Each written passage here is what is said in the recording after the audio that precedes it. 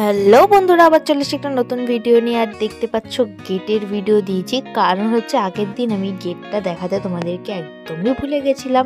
আর এটা ছিল এন্ট্রেন্সের গেট, আর আমাদের পুজোর প্যান্ডেলটা ঠিক এরকমই তৈরি হয়েছিল।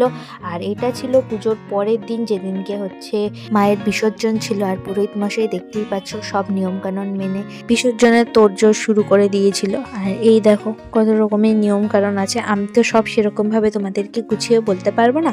যদি কেউ জেনে থাকো এই নিয়ম কানুনগুলো, অবশ্যই আমাকে কমেন্ট করে জানিও। তোমরা যারা যারা আমাকে ফলো করো তারা সবাই জানো যে রেগুলার আমি কোনো ভিডিও আপডেট দিই না। আমার ভিডিও আস্তে আস্তে অনেকটাই লেট হয়ে যায়। যাই হোক, তোমাদের যদি আমার ভিডিও রোজ রেগুলার দেখতে হয় তাহলে অবশ্যই কমেন্ট করে জানিও। আর যদি ভিডিও ভালো লেগে থাকে তাহলে তো জানোই কি করতে হবে।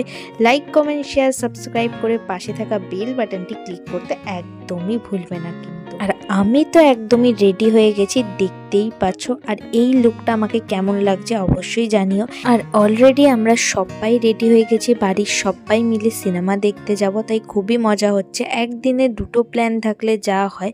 খুবই তাড়াহুড়োর মধ্যে রেডি হয়ে আমরা চলে গেছিলাম নবীনাথে সিনেমা দেখতে। যেহেতু আমাদের নাইট শো ছিল, সেজন্য রাস্তায় সেরকম একটা জ্যামও ছিল না। দেখতেই পাচ্ছ রাস্তাঘাট পুরোপুরি ফাঁকাই ছিল। আর গিয়ে আমরা একদম হাজির হয়ে গেছি মুভি হলে। আর মুভি একদম স্টার্টও হয়ে গেছে। আমরা মোটামুটি মুভিটা বেশ ভালোই মজা করেছি। তোমরা কে কে এই সিনেমাটা দেখেছো অবশ্যই কমেন্ট করে জানিও। মুভি শেষ হওয়ার পর বাড়ি ফেরার সময় রাস্তায় হালকা হালকা ঠান্ডাই লাগছিল, তোমরা আমার ফেস দেখেই বুঝতে পারছো বন্ধুরা। যাই হোক, আজকের মতন টাটা। চলো, তোমাদের সাথে দেখা হচ্ছে নেক্সট ব্লগে। Thank you for watching every.